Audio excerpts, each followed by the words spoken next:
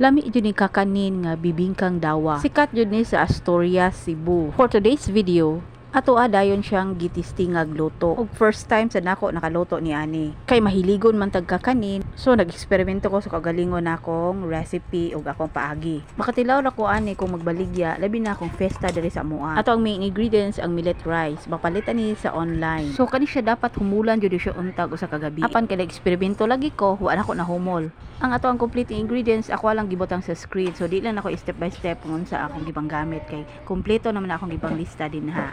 So please check na lang sa interested.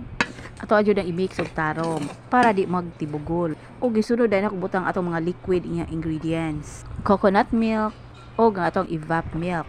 Nag-add po di ay ko og vanilla essence para ma-intensify ang flavor ni ani. Ato agyapon ni siyang i-mix.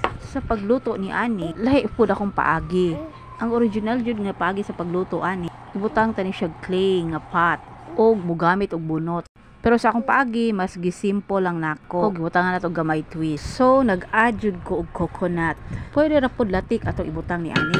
Nindot man jud tuod lubi may atong ibutang ni ani para ikaw na ay aftertaste. Ug lahi pud siya nga kakanin. Ug ako adayong gidangdang sa init ang ato ang dahon sa saging. Kay do naman pud ni siya aroma. Og ato ang mga molder ato dahil siyang ibutang oil. Og gihapin dahil nato diha ang atong dahon sa saging. Og human na rest atong mixture, ato dahil na siyang gibutang sa ato ang mga molder para i-bake. Time to time, pag-aukayon jud tani.